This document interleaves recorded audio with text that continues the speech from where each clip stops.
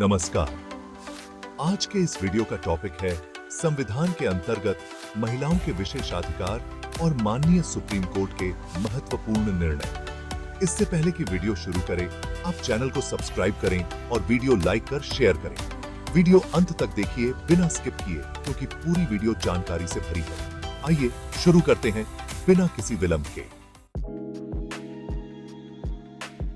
तो दोस्तों, सबसे पहले हम देखेंगे संविधान के अंतर्गत महिलाओं के विशेष अधिकार। अदालत ने अनुच्छेद 15(3) का उल्लेख किया, जो राज्य को महिलाओं और बच्चों के लिए विशेष प्रावधान बनाने की अनुमति देता है। इसके अलावा अनुच्छेद 243D और 243T का भी उल्लेख किया गया, जो पंचायतों और नगर पालिकाओं में महिलाओं के लिए आरक्षण प्रदान करते हैं।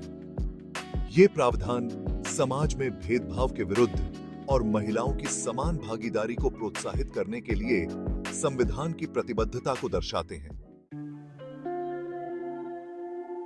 अब हम देखेंगे महिलाओं के साथ भेदभाव को उजागर करने वाले प्रमुख फैसले। अदालत ने कई महत्वपूर्ण फैसलों का विश्लेषण किया, जो महिलाओं के प्रति भेदभाव के मुद्दों पर आधारित थे। पहला, मैकिनन, मैकेंजी एंड कोमी लिटडीन बनाम ऑड्री डिकोस्टा, 1987। इस मामले में अदालत ने समान कार्य के लिए समान वेतन के सिद्धांत को लागू किया। कोर्ट ने यह तर्क खारिज कर दिया कि पुरुष और महिला स्टेनोग्राफरों के वेतन में अंतर लिंग के आधार पर नहीं है। अदालत ने इसे अवैध भेदभाव करार दिया और दोनों के लिए समान वेतन की मांग को मान्यता दी। दूसरा, विशाखा बनाम राजस्थान राज्य, 1997। इस ऐतिहासिक फैसले में कार्यस्थलों पर यौन उत्पीड़न की रोकथाम के लिए दिशा निर्देश तय किए गए। कोर्ट ने लैंगिक समानता और CEDAW के तहत भारत की प्रतिबद्धता को रेखांकित किया। तीसरा, अरुण कुमार अग्रवाल बनाम नेशनल इंश्योरेंस को, 2010। अदालत ने माना कि परिवार के लिए महिला द्वारा किए गए घरेलू कार्य को कम करके नहीं आंका जा सकता। अदालत ने निर्देश दिया कि यदि किसी गृहिणी की दुर्घटना में मृत्यु होती है, तो उसके योगदान का मूल्यांकन उचित मुआवजे के आधार पर होना चाहिए और इसे केवल एक नौकर या घरेलू कर्मचारी के काम से नहीं जोड़ा जा सकता। समाज में भेदभाव और महिलाओं की गरिमा, societal discrimination and women's dignity. अदालत ने voluntary health association of Punjab बनाम यूनियन ऑफ इंडिया, 2013 में महिला भ्रूण हत्या, फीमेल फर्टिसाइड के मुद्दे पर चर्चा की। इस मामले में अदालत ने कहा कि महिला और पुरुष बच्चों के समान अधिकार, इक्वल राइट्स होते हैं और समाज की किसी भी अवधारणा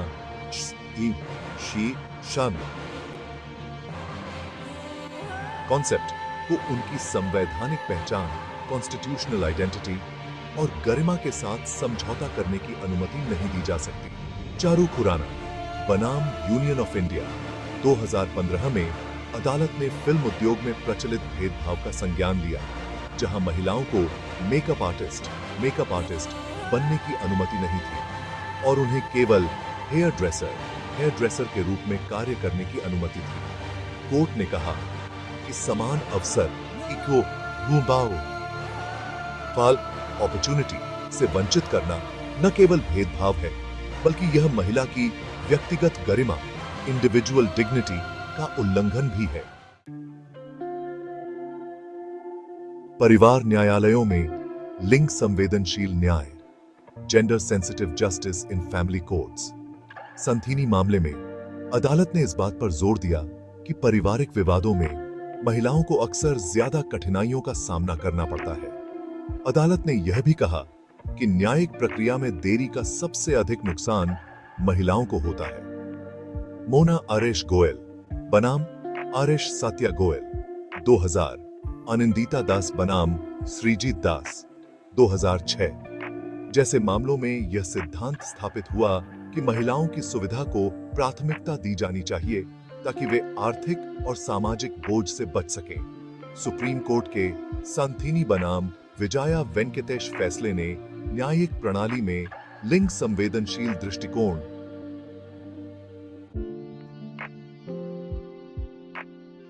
जेंडर सेंसिटिव अप्रोच की आवश्यकता पर जोर दिया।